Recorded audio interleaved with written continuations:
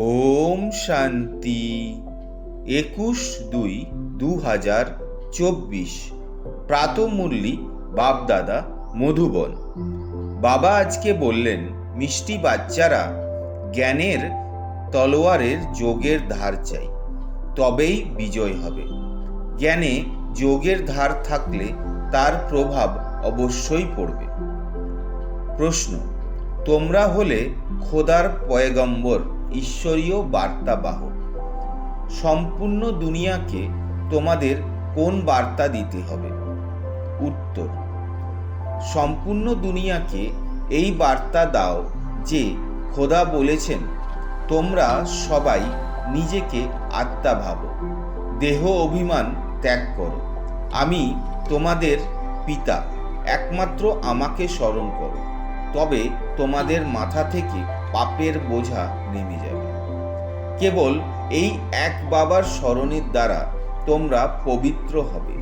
অন্তর্মুখী বাচ্চারাই এমন পয়গাম সবাইকে দিতে পারে। ওম শান্তি। ধারণার জন্য মুখ্য সার। 1 নম্বর, জ্ঞানের তলোয়ারে স্মরণের ধার ভরতে কর্ম করাকালীন অন্তর্মুখী হয়ে অভ্যাস করতে হবে যে আমি হলাম আত্মা।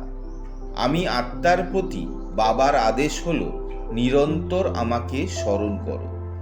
একমাত্র বাবার সাথে সত্যিকারের প্রীতি রেখো। দেহ এবং দেহর আত্মীয় পরিজনদের প্রতি মমতা ছিন্ন করো।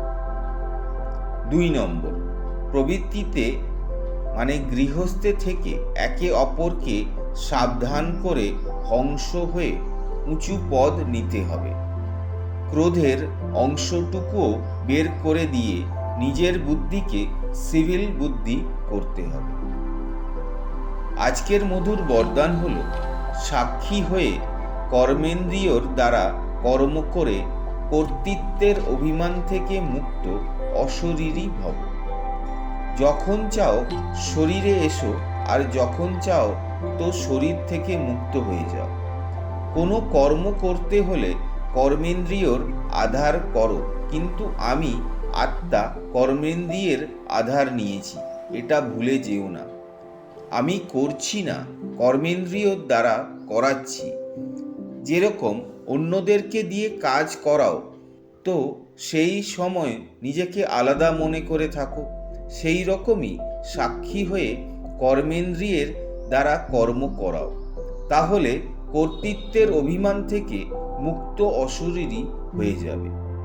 কর্ম করার সময় মাঝে মাঝে 1-2 মিনিটের জন্য অশরীরী হওয়ার অভ্যেস করো, তাহলে লাস্ট সময়ে অনেক সহায়তা প্রাপ্ত হবে।